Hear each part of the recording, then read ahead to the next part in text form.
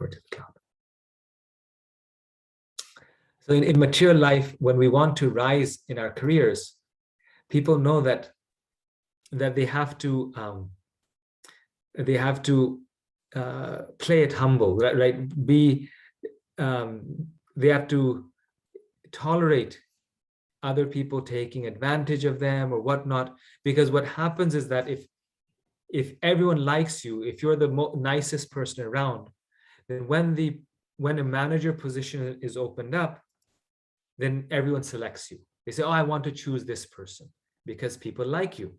This is actually a fact. This is how people rise in the corporate world, especially to the other managers, right? People make a relationship with them, do some, even though normally you would stand up and argue with your boss. They wronged you.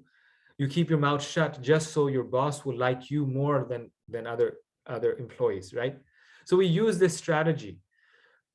So in the same way, we can think in spiritual life, if for nothing else, of course, we should do it out of genuine love for the devotees, but if for nothing else, just out of the greed to enter into Krishna's pastimes, we can, the devotee of the Lord understands that, well, if I want that, then this is the price I need to pay. I need to tolerate. Or you could say, be humble so that Krishna will appreciate my determination, that I'm willing, just like in mature life. I'm not saying anything extraordinary. We should not, there's always obviously limits to everything. But just like in mature life, when we desire something, we are willing to butter people up for that. In the spiritual life, it does work like that also. To get Krishna's mercy, Krishna wants us to please his devotees. So this is the principle of trying of the Uttamadhikari, that they are just not interested in criticizing others. And then just on this point about the Diksha, I wanted to point out that in previous times, before Srila Prabhupada and Bhaktisiddhanta Saraswati Thakur, first initiation was very easy to get. First initiation was basically Harinam Diksha, where the spiritual master gives the holy name formally to the disciple. And so anyone who wanted to chant, before they would even start chanting, they would get that mantra from the spiritual master.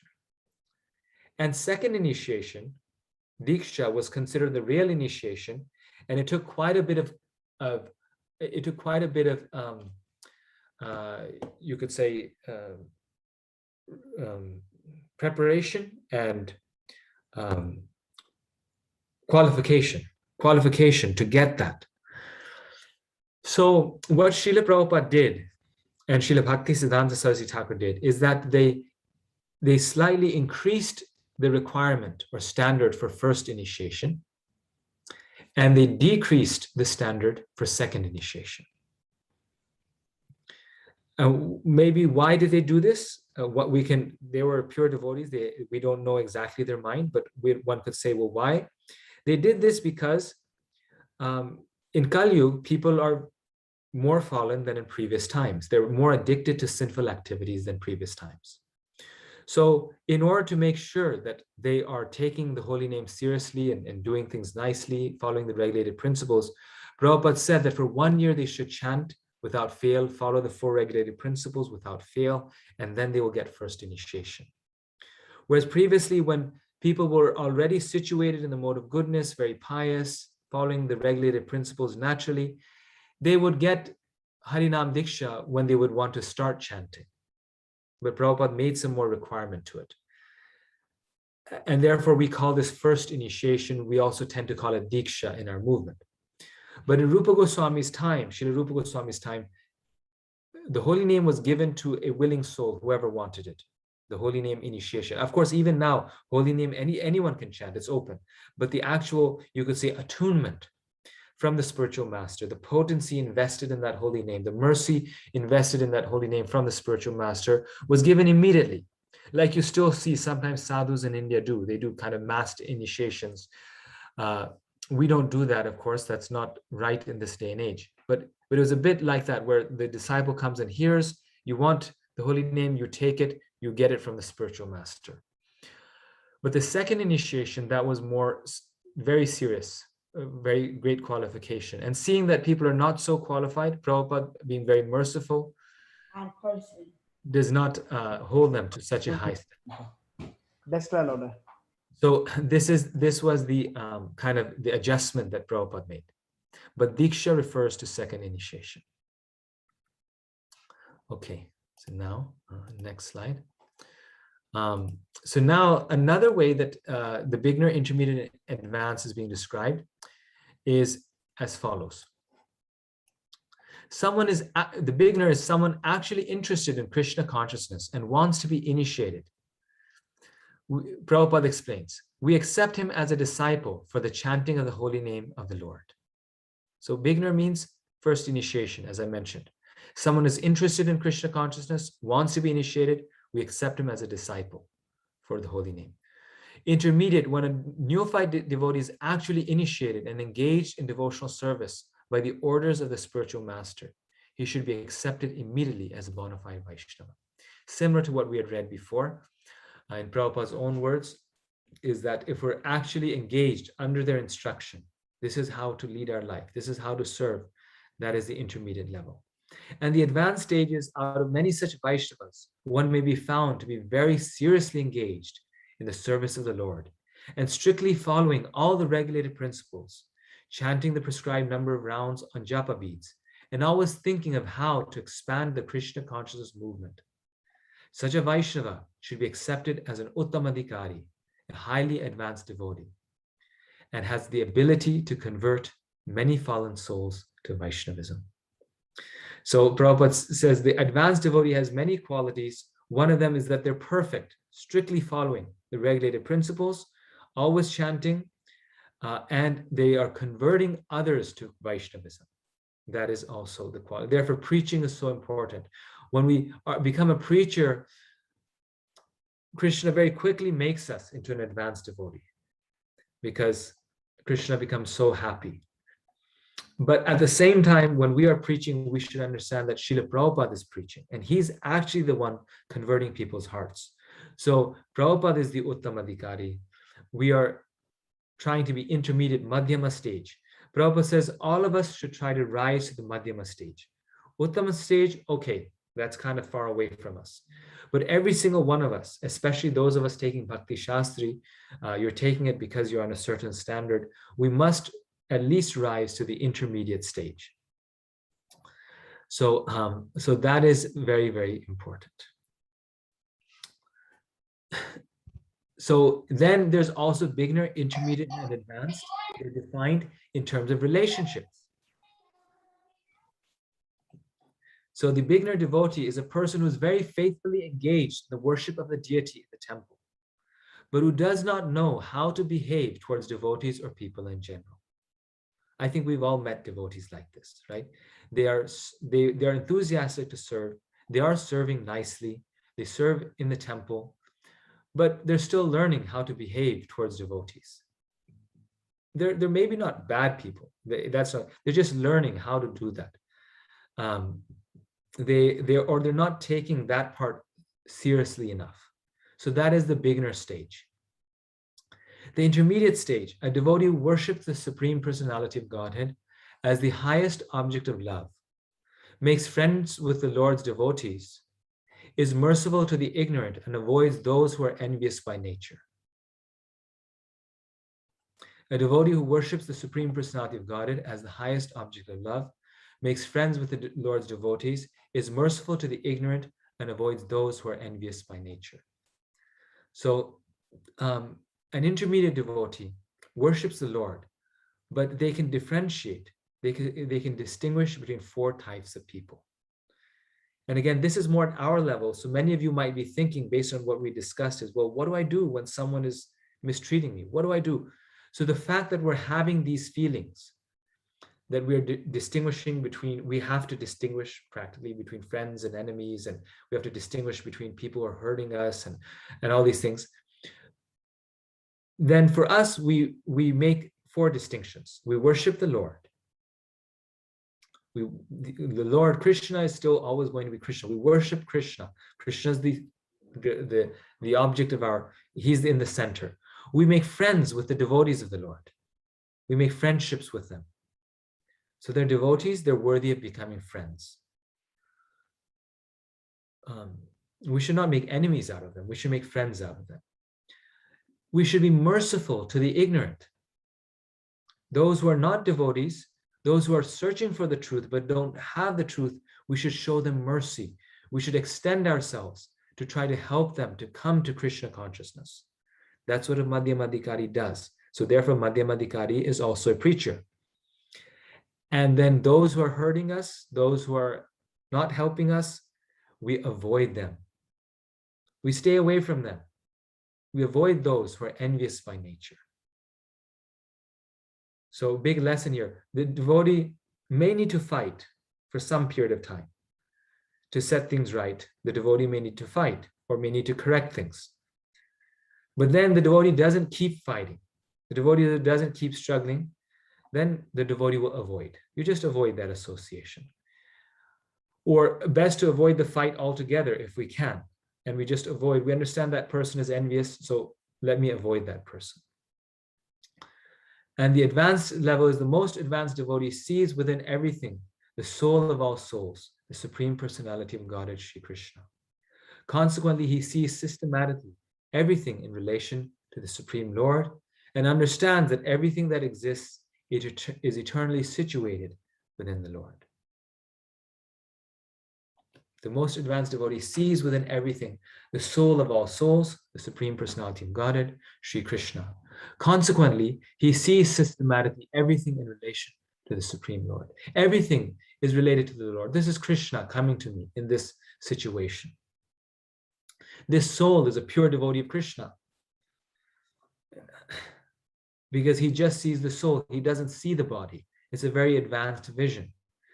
And therefore, because he sees the relationship of everything with Krishna, and he sees Krishna in all situations, that pure devotee sees everyone equally. He actually cannot distinguish between advanced and less advanced.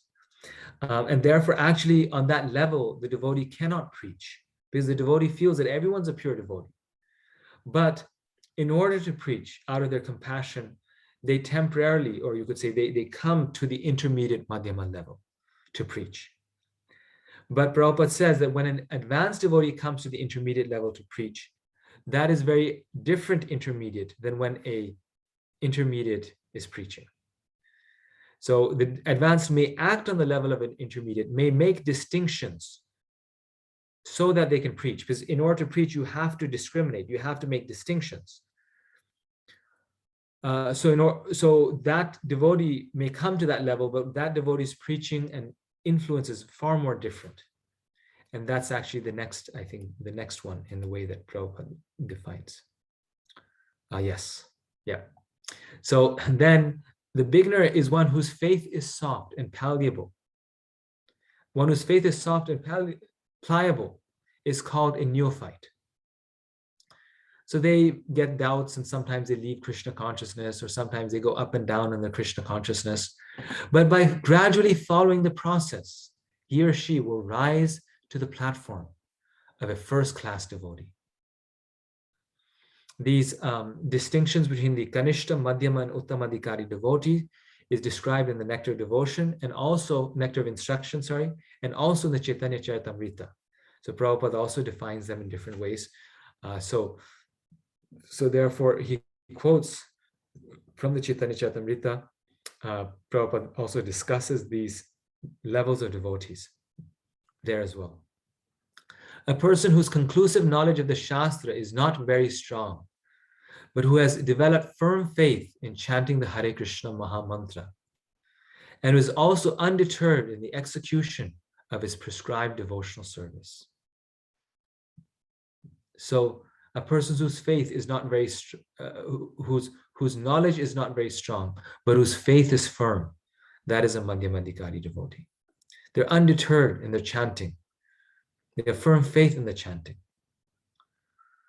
But they don't have deep knowledge of the Shastras, and they also don't have the influence, the purity to convince others about Krishna consciousness. And this is why Bhakti Shastri and these courses are given, so that we can increase our knowledge of the Shastras, right? Because we see it's so important in terms of our advancement in spiritual life. Knowledge of the Shastras is a determining factor in this set of definitions. And finally, one who is expert in logic, argument, and the revealed scriptures. Again, scriptures, knowledge of the scriptures is becoming a characteristic of an advanced devotee. And most importantly, who has firm faith in Krishna is classified as a topmost devotee. He can deliver the whole world. So an advanced devotee is someone who has knowledge of the scriptures, who has firm faith in Krishna, and can therefore deliver the whole world. Now, this knowledge is not just bookish knowledge, it is vijnana, it is realized knowledge. So sometimes devotees of the Lord, like Gaur Kishore Das Babaji Maharaj, are not so well read, but we should not think they're not uttamadhikari. Knowledge, intellectual knowledge is not what's being spoken here. They have understood the meaning of the scriptures, and therefore they can do that. Sorry, it switched accidentally. Is my voice clear now? The connection is good? Yes, Prabhuji. Okay. So in the future, this is what I'll do. So I know now the phone is better than the internet at home. Okay. So, and the last one here are, you can know a beginner and an intermediate and an advanced devotee by the levels of their chanting. So how important chanting must be. So the beginner devotee is one who is interested in chanting the holy name of Krishna. They have an interest in chanting, or who by practice likes to chant Krishna's names. So they're interested in chanting and they also like to chant. But they're not avoiding the offenses, or they're not following the regulated principles. They are a chanter, but on the beginner stage. Just like we have many music stars like Krishna Das, Jai Uthal, and all these people who love chanting. And that's so nice. But we see that they're not practically engaged in the process of devotional service. They're very, very wonderful, but they're not exactly engaged in the process of devotional service. They might even be eating meat. They might even, be, drinking or smoking. So I'm not saying that they are, please. I didn't mean to mention names also, but you get the point. The idea is that there's people who take to chanting out of interest or just musical, interest, but they're not necessarily on that level of pure chanting. They're interested. So that is good chanting. They're still devotees, but they are at the beginner level. Even though they're chanting so much. The reason I'm mentioning them is that even though they are such famous singers and they're chanting so much and they're doing music all the time and they're chanting through their music, the chanting is going to purify them gradually. But we may feel confused that these people are chanting so many hours a day. Are they pure devotees? Not necessarily. Because if they have still not come to the platform of offenseless chanting, their chanting is still on the beginner stage. If they're still not trying to avoid the offenses, they're still on the beginner stage. And therefore, Chaitanya Charitamrita, it says, Bahu janme koriyare shavana kirtana tabutane paye Krishna kori premadhana. That one may go on chanting for millions of lifetimes, but still not get Krishna prema, the desired success, unless we try to avoid these 10 offenses. So chanting does purify us, but this verse is saying that it can even take millions of lifetimes of chanting if we don't try to avoid the offenses. And this is why the process of Krishna consciousness is so important. The intermediate stage, one chants the Hare Krishna Mahamantra offenselessly, carefully avoiding the 10 offenses. One chants the Hare Krishna Mahamantra offenselessly, carefully avoiding the 10 offenses. When one fully engages in chanting the Hare Krishna Mahamantra, he gradually realizes his own spiritual identity.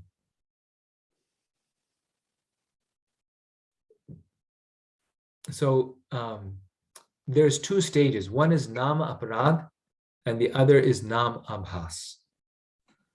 The beginner is on the stage of nama aparad. The intermediate is on the stage of nama abhas, and the advanced is on the stage of shuddha nama. So nama abhas means the reflection of the holy name, like abhas, sort of just the glimmer, the reflection. And nama aparad is the beginner stage. So what is the difference between nama aparad and nama abhas? At this stage, one is not free from the 10 offenses.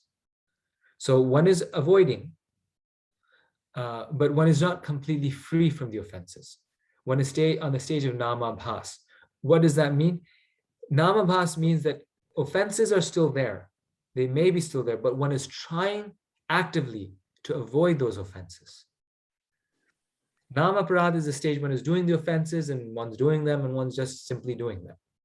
There's no recognition or effort to try to avoid those offenses. On the intermediate stage, one is actively trying to avoid those offenses. And in trying to do that, one is chanting offenselessly, but still not shuddhana. One is avoiding the 10 offenses. The offenses are still there. We still feel like blaspheming others or disobeying the order of the spiritual master or chanting inattentively or committing sinful activities on the strength of the holy name. But one is making an effort. I'm not going to do this. And in that process of trying to avoid it, one gradually realizes one's spiritual identity. And on the advanced stage, one understands there's no difference between the holy name of the Lord and the Lord himself. The holy name has completely revealed himself to that devotee. There's no difference between nama, rupa. There's no difference between the Lord and his name. When a person realizes himself to be an eternal servitor of Krishna, he loses interest in everything but Krishna's service. When a person realizes himself to be an eternal servant of Krishna, he loses interest in everything but Krishna's service. Always thinking of Krishna, devising means by which to spread the holy name of Krishna. He understands that his only business is in spreading the Krishna consciousness movement all over the world. Always thinking of Krishna, devising means by which to spread the holy name of Krishna. He understands that his only business is in spreading the Krishna consciousness movement all over the world. So this Prabhupada, he's mentioned many times that the Uttamadhikari, one of their qualities is that they're always devising means on how to spread the holy name. They're always making plans. I can spread Krishna consciousness like this, and then acting on those plans as well. Just like the materialist is always making plans on how to increase their money, their wealth, the devotee is always making plans how to spread Krishna consciousness all over the world. A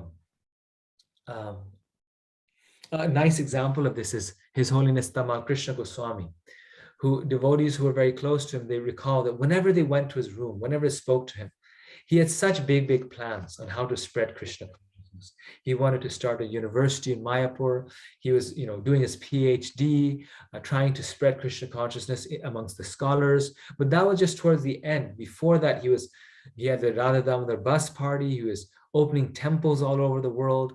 He was making communities of devotees flourish all over the world. Like so much service, so much preaching, always making plans and giving others ideas on how to spread Krishna consciousness. So again, a preacher, right? An advanced devotee is a preacher. Preaching is our life. Bhakti Siddhanta Saraswati Thakur says, one who has life will preach. And we preach how? By chanting the holy names of Krishna ourselves and giving it to others. So one who has understood that this holy name has the power to deliver the whole world, because this holy name is non-different than Krishna. Such a devotee is an advanced devotee. And Prabhupada makes this very clear here. One of our friends, a famous English musician, has become attracted to chanting the holy names of Krishna. And even in his records, he has several times mentioned the holy name of Krishna. At his home, he offers respect to pictures of Krishna. And here Prabhupada is speaking about George Harrison. He's speaking about George Harrison. And Prabhupada is saying here, you'll see that he's he's a very advanced devotee. One of our friends, a famous English musician, has become attracted to chanting the holy names of Krishna. Even in his records, he has several times mentioned the holy name of Krishna. At his home, he offers respect to the pictures of Krishna and also to the preachers of Krishna consciousness. In all regards, he has a very high estimation for Krishna's name and Krishna's activities. Therefore, we offer respects to him without reservation. For we are actually seeing that this gentleman is advancing gradually in Krishna consciousness. Such a person should always be shown respect.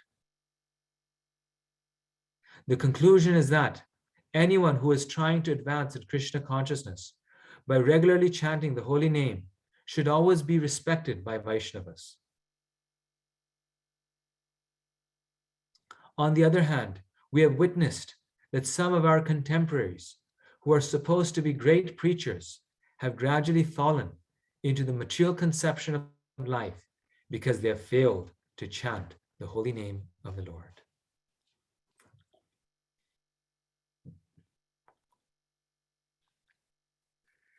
So Prabhupada here is on one hand saying that one who tries to spread Krishna consciousness all over the world must be respected. We should show him great respect without reservation. Even to George Harrison, who was, at that time, somewhat of a new devotee, but because he was trying to spread Krishna consciousness through his records, Prabhupada was so appreciative of him. He mentioned him a few times in his books. And at the same time, Prabhupada is saying that if we are trying to be preachers, but we don't chant, we will fall into the material conception of life. We will fall down. That's how important chanting is. Regarding George Harrison, virtually every American in America heard the Hare Krishna mantra because of his records. It's actually a fact. This is why Prabhupada appreciated him so much. You think, well, why was he appreciating him? Just because he was very famous or very rich? But no, I mean, I was in an airport just a year ago. And in the airport, it was, My Sweet Lord, his record, My Sweet Lord was playing. And then just after 30 seconds, Hare Krishna. I mean, even if people were not fans of the Beatles, because they were such a famous band, and the Beatles are famous all over the world, their music was playing in airports and coffee shops, I mean, everywhere. And he used his fame, he used his Sukriti, George Harrison. He was obviously very, very pious to get such an elevated material position. Furthermore, he became a devotee of the Lord, and he used that position to make Krishna's name known to all over Europe, America, so many parts of the world, millions upon millions of people.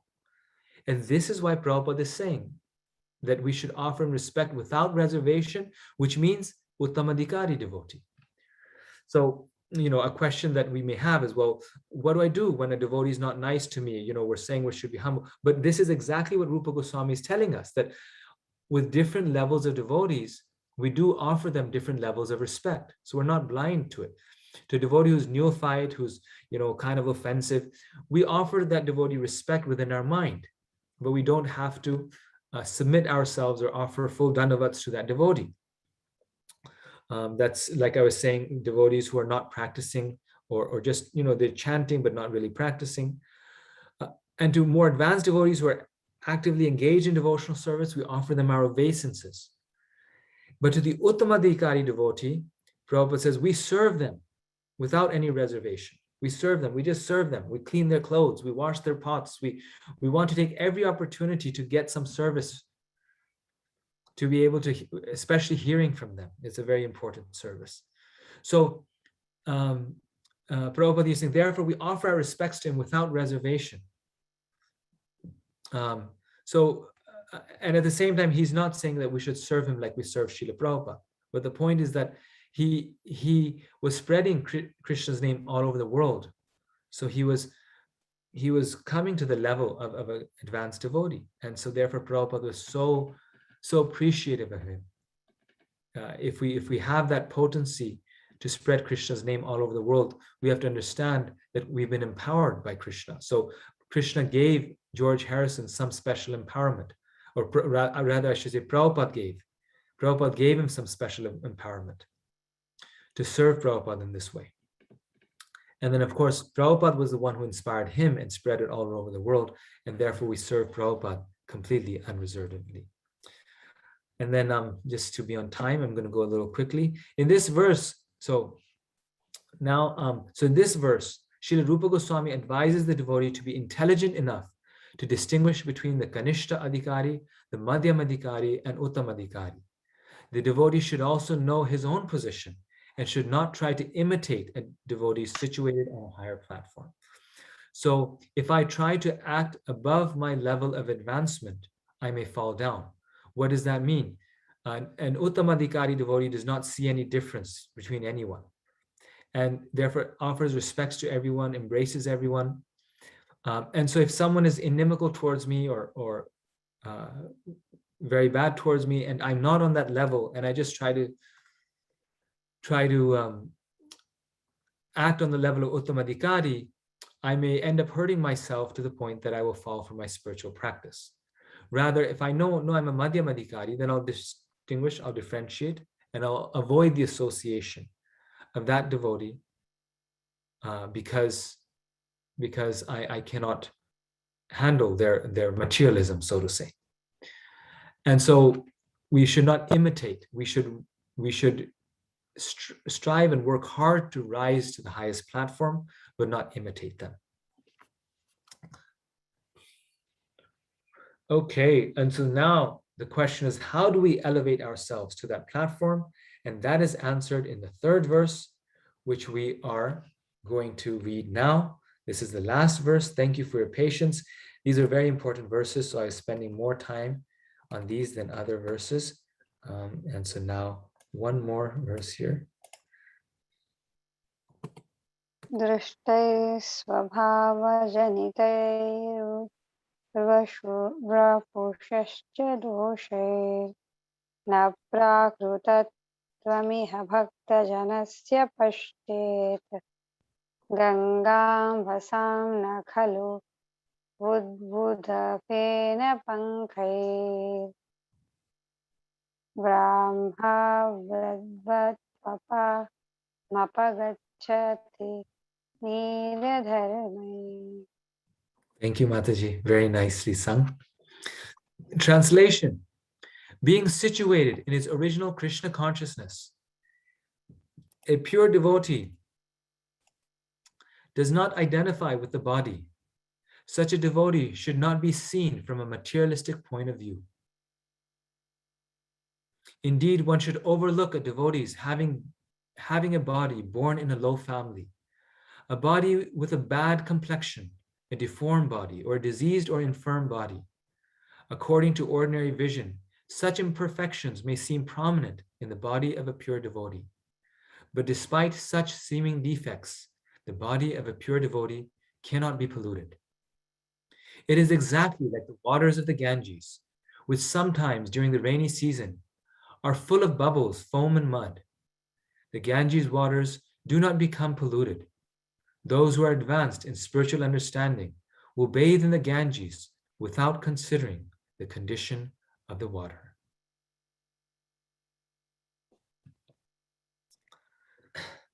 So how do we advance in spiritual life? We advance in spiritual life by not seeing devotees from a materialistic point of view. By rather getting the mercy of the devotees, associating with these pure devotees who are just like the Ganges water, we advance, and not by seeing them with a material vision. Gangara parasha hoy pashyati pavan. Tumhara darshan hoy. Tumhara darshan hoy. So the meaning of that song is that you have to bathe many times in the Ganges to become purified. But just by seeing the pure devotee, for one moment, we become purified.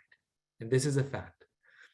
So for this one, I'll actually read the entire purport because it's very important and not so long. Purport: Shuddha Bhakti, the activity of the proper soul, in other words, engagement in the transcendental loving service of the Lord, is performed in a liberated condition. In Bhagavad Gita 14:26, it is stated, Mam chayo vibicharena bhakti yogena sevate sagunan samatitaitan brahma bhuyaya kalpate. One who engages in full devotional service, who does not fall down in any circumstance, at once transcends the modes of material nature and thus comes to the level of Brahman. Avyabhicharini bhakti means unalloyed devotion. A person engaged in devotional service must be free from material motives. In this Krishna consciousness movement, one's consciousness must be changed. So no material motivation, right? One's consciousness must be changed. If consciousness is aimed toward material enjoyment, it is material consciousness. And if it is aimed towards serving Krishna, it is Krishna consciousness. A surrendered soul serves Krishna without material considerations. Anya vilashata shunyam. Jnana karma dinavritam. Unalloyed devotional service, which is transcendental to the activities of the body and mind, such as jnana, mental speculation, and karma, fruit of work, is called pure bhakti yoga.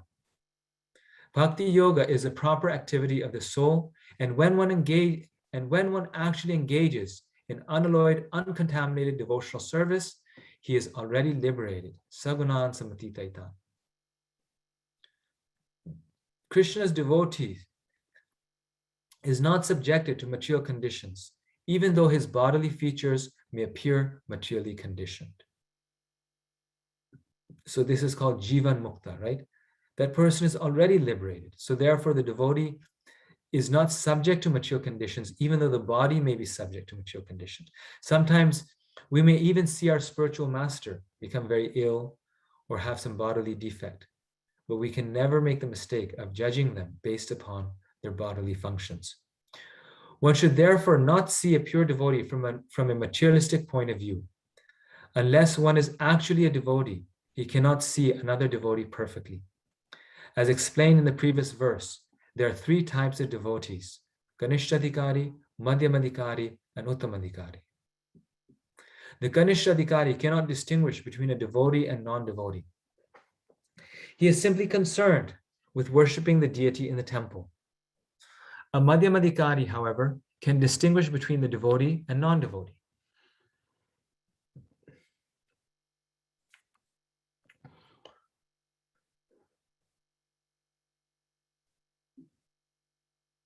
He is simply concerned with worshipping the deity in the temple.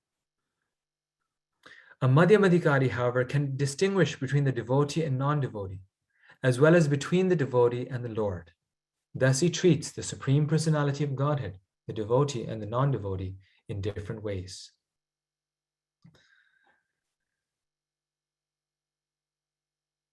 No one should criticize the bodily defects of a pure devotee. If there are such defects, they should be overlooked. What should be taken into account is the spiritual master's main business, which is devotional service, pure service to the Supreme Lord, as stated in Bhagavad Gita 9:30. Apichet suduracharo bhajate mam ananya bhav sadhur eva samantavya samyag vyavasito hisa. Even if a devotee sometimes seems to be engaged in abominable activities, he should be considered a sadhu, a saintly person, because his actual identity is that of one engaged in the loving service of the Lord. In other words, he is not to be considered an ordinary human being. Even though a pure devotee may not be born in a Brahmana or Goswami family, if he is engaged in the service of the Lord, he should not be neglected.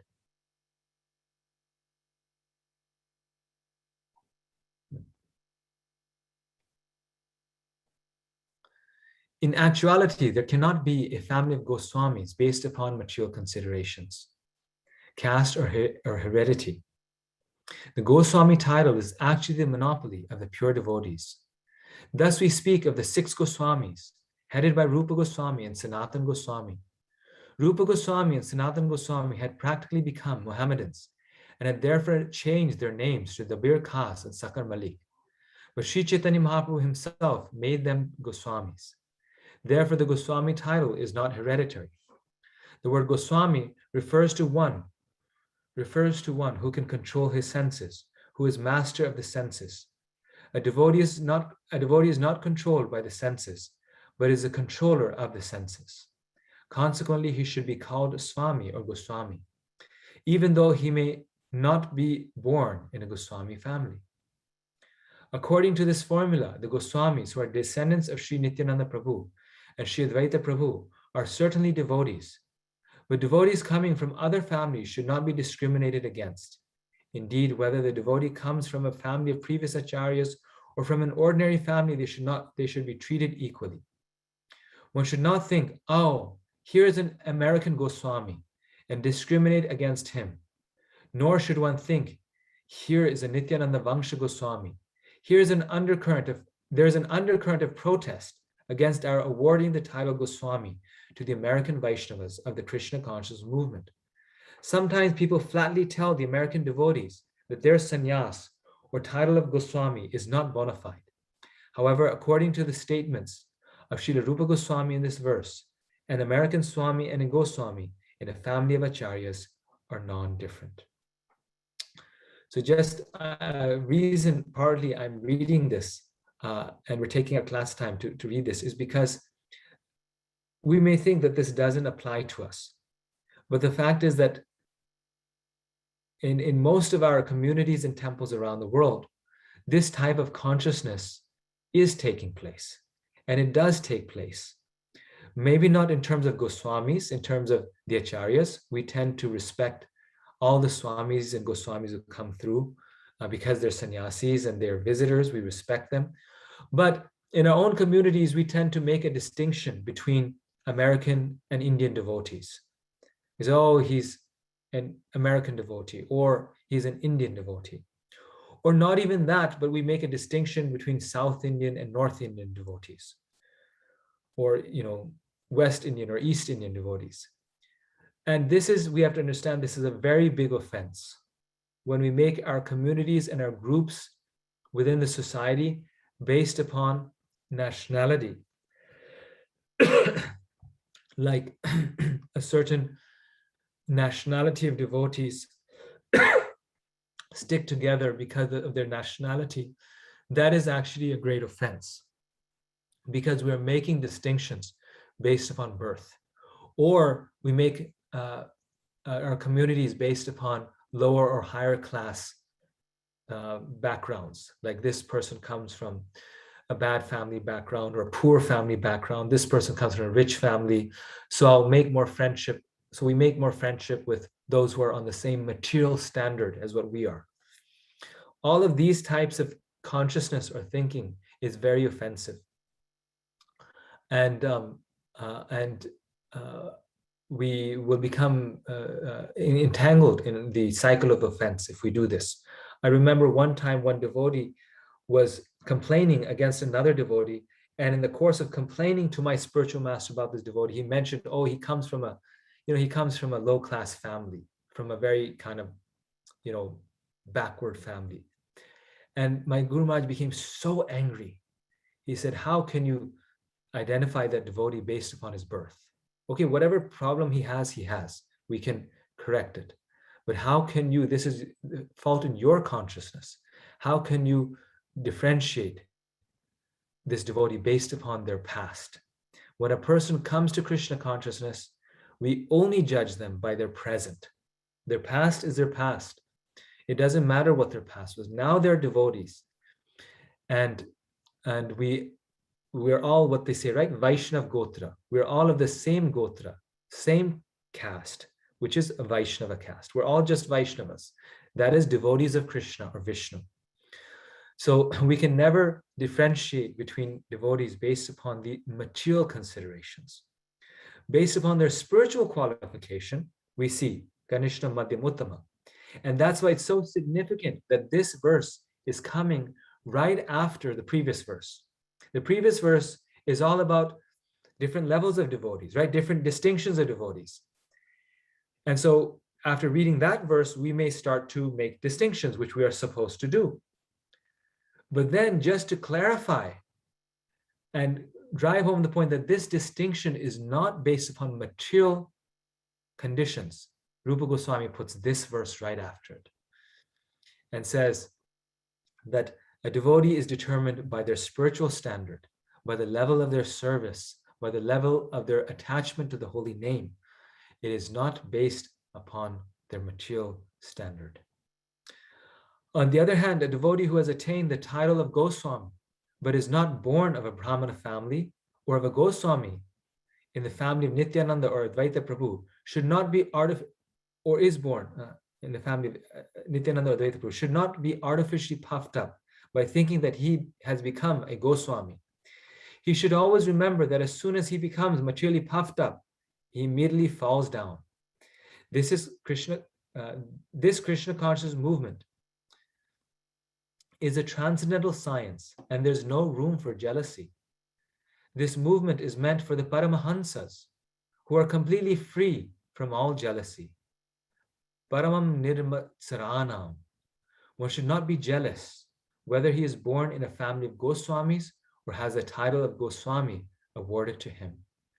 As soon as anyone becomes envious, he falls from the platform of Paramahansa. If we consider the bodily defects of a Vaishnava, we should understand that we are committing an offense at the lotus feet of the Vaishnava. An offense at the lotus feet of a Vaishnava is very serious. Indeed, Sri Chaitanya Mahaprabhu has described this offense as Hati Mata, the mad elephant offense. A mad elephant can create a disaster, especially when it enters into a nicely trimmed garden. One should therefore be very careful not to commit any offense against a Vaishnava. Every devotee should be ready to take instructions from a superior Vaishnava, and a superior Vaishnava must be ready to help an inferior Vaishnava in all respects. One is superior or inferior according to his spiritual development in Krishna consciousness. One is forbidden to observe the activities of a pure devotee from a material point of view. For the neophyte especially, considering a pure devotee from a material point of view is very injurious.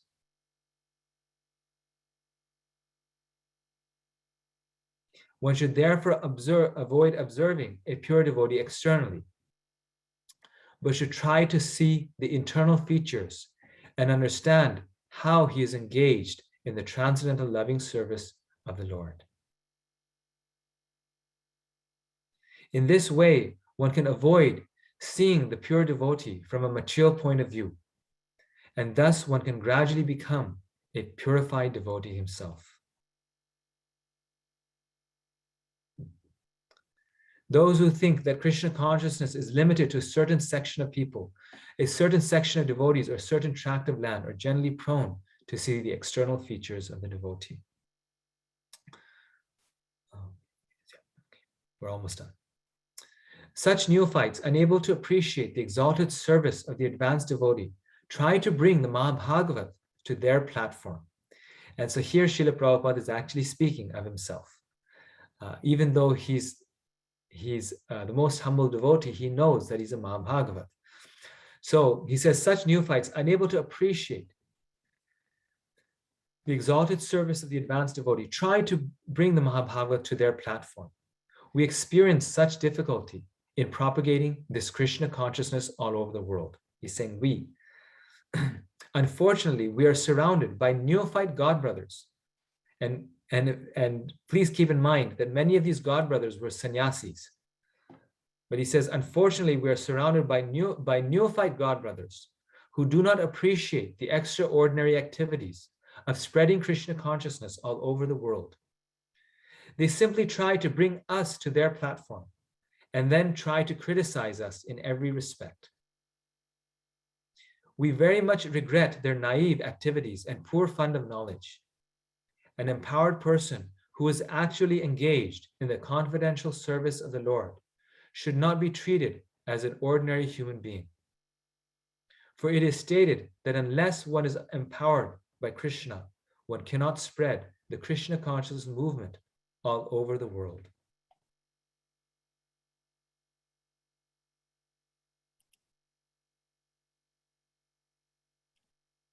For it is stated that unless one is empowered by Krishna, one cannot spread the Krishna conscious movement all over the world.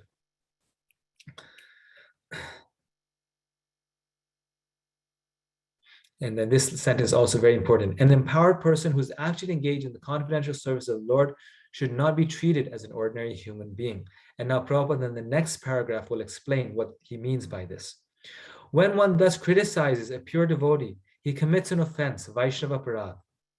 This is very obstructive and dangerous for those who desire to advance in Krishna consciousness. A person cannot derive any spiritual benefit when he offends the lotus feet of a devotee. Everyone should therefore be very careful not to be jealous of an empowered Vaishnava or Shuddha Vaishnava. It is also an offense to consider an empowered Vaishnava an object of disciplinary action. It is offensive to try to give him advice or to correct him. One can distinguish between a neophyte devotee and an advanced devotee by their activities. The advanced Vaishnava is always situated as the spiritual master, and the neophyte is always considered his disciple. The spiritual master must not be subject to the advice of a disciple, nor should a spiritual master be obliged to take instructions from those who are not his disciples. This is the sum and substance of Srila Rupa Goswami's advice in the 6th verse. So a few key points that Prabhupada has mentioned here, that the pure devotee of the Lord is never an object of disciplinary action. We should never think that a pure devotee needs to be corrected or disciplined in this way. A pure devotee should never be, we should never try to give advice to a pure devotee. That, I should give my advice to this pure devotee. Even though we understand it's pure, but still the devotee doesn't know this, and so I should give them their advice. If they ask our advice, we can always share it. Like Prabhupada would ask his disciples, what do you think about this? Any decision, in fact, that Prabhupada would take, he would ask advice. And he was setting an example for us. He would always, even if that person had joined Krishna consciousness, he would, if he was the person next to him, he would say, what do you think about this? Or what is your thoughts? And then the disciple should never try to advise his spiritual master, nor is the spiritual master obliged to take instructions even from those who are not his disciples, because the pure devotee of the Lord is very, very special. They are very much in touch with Krishna. Krishna is guiding them from within their heart. And so general point, we just simply cannot feel that they're an ordinary person, even though it might appear that they're acting like that. Sometimes when pure devotees act, they just look like ordinary people, confused or struggling. And the way they present themselves, because they're also so humble, is like an ordinary person. But if we make the mistake of thinking that they're ordinary, that is an offense. So very beautiful verses. This was more about understanding than different points. So my slides on this are very brief. I'll just share you very briefly, just as revision, the key points on these slides. So we elevate ourselves by not indulging in judging someone's spiritual position based upon where they were born, what skin color they have, deformations on their body, and physically apparent diseases. Oh, see, they got this disease because they're not a pure devotee of the Lord. No, we can't think that way. Unless one is actually a devotee, he cannot see another devotee perfectly. Prabhupada says this, that you can't actually see the other devotee perfectly unless you're your own devotee, you're a devotee yourself. You can't understand the devotee's Swarupa. Therefore, we should not see these external manifestations of the body. And if we offend these devotees, it is called the mad elephant offense, hati mata. This is very serious, and we just read this in the purport, so I don't have to read it again. A mad elephant can create a disaster, especially when it enters into a nicely trimmed garden. One should therefore be very careful not to commit any offense against a Vaishnava.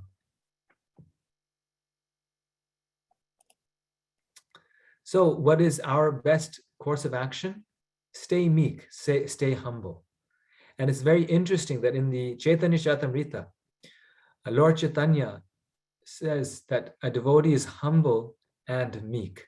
He just doesn't say humble, but he also says humble and meek, meaning that devotee is humble in the ways that what humility means.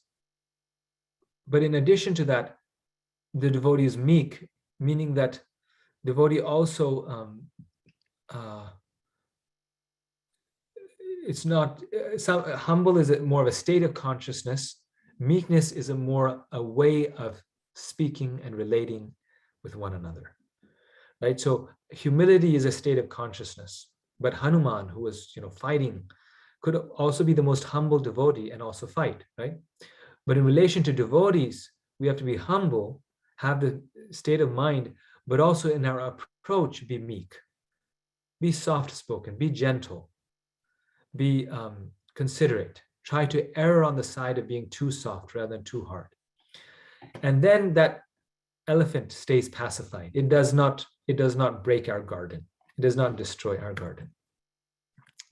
Okay, so Srila Prabhupada ki jai. Welcome, perfect timing. It's about 11 o'clock when we have to stop. And now I'll take questions for about 15 minutes and then I have to go. So thank you very much for your kind attention. Hare Krishna. Hare Krishna, Prabhu, Dhanvat Pranam, all good Srila Prabhupada. Please accept my humble obeisance. Thank you so much, Prabhu, for such a wonderful class. It's actually an eye-opener class. I had little more questions, but since you have to go, I'll just ask main one question, Prabhu. Charity, how do we decide, like throughout the year, how do we plan our charity?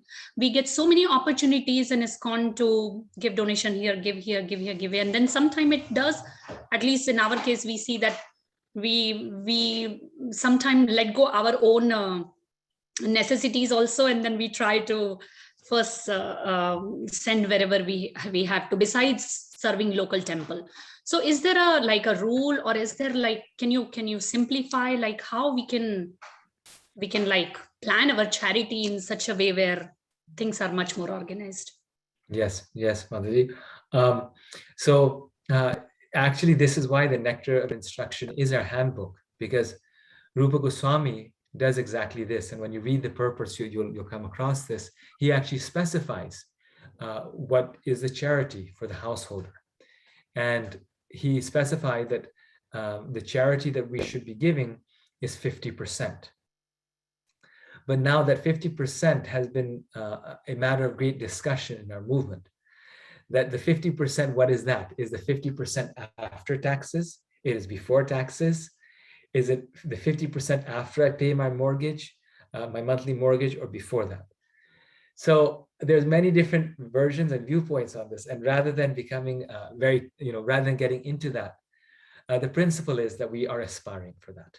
Right? We aspire to come to that level of 50%. And I actually know one devotee.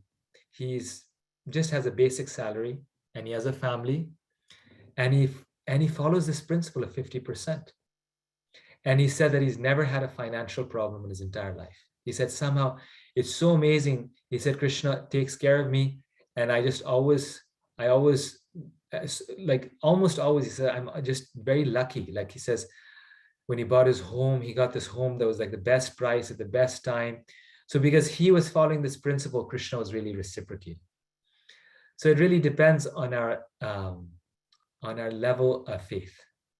What is our level of faith? And we can't do it artificially. So we just try to do more and more. And each year we see, oh, Krishna's helping me.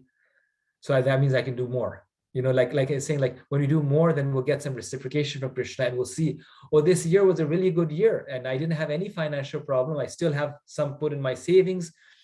So this means I did this, I was fine. Next year I can do a little more. So Rupa Goswami says 50% for the Lord, 25% for our own sustenance, and 25% we keep in savings for emergencies. Because the devotee also, wants to be intelligent, so we must keep something for emergencies. Okay, Prabhu. Thank you so much. Appreciate you. Thank you. Nice question. Thank you very much. Hare Krishna. Brandy Mataji. Hare Krishna, Prabhu. Hare Krishna. It's a very nice class. Thank you. Oh, thank you. So if it's okay, I'd like to read a very short part of a paragraph in a purport really quick. In Bhagavad Gita. And that relates to our present discussion? Yes. Yeah, I have a question. Yes. It relates to this. Yes. So I just recently opened up the Gita while I was in New Vrindavan, and I said, Krishna, just show me what I need to read. And at first I really was not understanding, like, I was like, why did he give me this verse? And then I read Prabhupada's words towards the end, and it says, so any neophyte devotee who simply gives his attention to the Archamurti, the form of the Supreme Lord in the temple, and does not respect other living entities is uselessly worshiping the form of the Lord in the temple. There are three kinds of devotees of the Lord, and the neophyte is in the lowest stage. The neophyte devotee gives more attention to the deity in the temple than to other devotees. So Vishwanath Chakravarti Thakur warns that this sort of mentality should be corrected. A devotee should see that because Krishna is present in everybody's heart as Paramatma, everybody is the embodiment or the temple of the Supreme Lord. So as one offers respect to the temple of the Lord, he should similarly properly respect each and everybody in which the Paramatma dwells. Everyone should therefore be given proper respect and should not be neglected. So I had a conversation with a friend about this, and I was asking her, like, well, I read it to her, and she said, but at the same time, we shouldn't expect others to serve us, like you mentioned in class. And so I said, well, yes, as a neophyte, I shouldn't expect anybody to serve me, but as Prabhupada's saying here in this purport, should I have the consciousness and the mentality that I do as an individual am owed acknowledgement of having Krishna living in my heart too, just like I have to owe that to everybody else. Is that an offensive mindset to have? Or is that just part of the understanding that Krishna is in all of us? I hope that makes sense. Thank you. Hare Krishna. Yes, nice point. What is that verse number? I just want to put it on the chat group. It's a very nice verse. 9:11. Chapter 9, text 11, Bhagavad Gita, right? Yes. Okay. Yeah. Yes, and see, this is why we see even Srila Prabhupada, an Uttamadhikari devotee of the Lord, he is saying, he's almost in some ways complaining against his god brothers who are criticizing him for the wrong purpose, who are undermining his service for Krishna. So the devotee of the Lord does not agree to be served. At the same time, the devotee of the Lord knows that I am attempting to be a devotee of the Lord. For that, I need my body, I need my mind to serve the Lord. And there are the body, like as you read, the body is a temple of God. This belongs to Krishna. And therefore, my body and my mind need to be respected like a temple. Simply because this body does not belong to me, right? So devotee is not doing this out of the feeling that because I'm so great and this is my body, but the devotee will not allow his body to be mistreated or his mind to be mistreated because they are belonging to the Lord, and they're meant to be used in the Lord's service, not in this this materialistic person's service who wants to damage it, right? So if someone is beating us, let's say, we're allowing that person to use our body in their service, but our body is meant for Krishna's service, not their service. So that's a very nice point that you brought up. So we're not expecting anyone to serve us, but at the same time, we are meant to serve Krishna, and therefore our body and our mind needs to be maintained and protected so that we can do that service. Thank you. I was trying to figure out the best way to look at all of this together. So thank you. That really helped clarify. And thank you for that verse. Yes, very nice. Okay, next question by Ujvala Risagya Mataji. Mataji, you're muted. You're muted.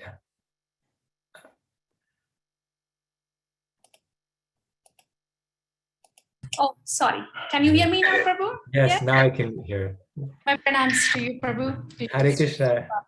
Glad to meet you in person virtually.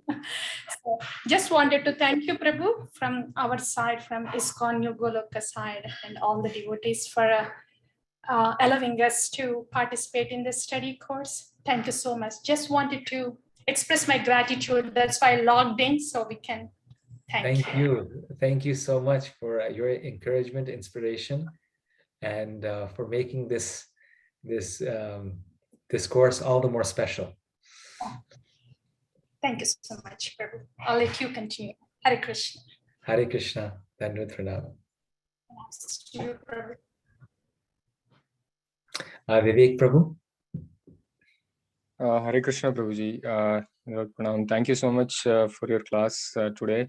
When you ran through the tables of different definitions, it is so interesting, Prabhuji. So many different ways of understanding all these definitions. I just have a quick question. Like, is there a summary of all these definitions across Srila Prabhupada's books? Because when you did the Nectar of Devotion, we saw a different set of definitions.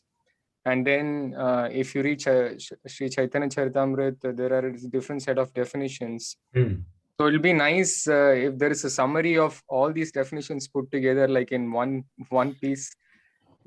That'll be easy for us to digest everything. And the question I have is, Prabhuji, is there are so many different variants of these categories of devotees. And we also see Srila Prabhupada write in some of his books that anyone who chants offenselessly is also considered to be a Vaishnava. Even though he may not be initiated yet.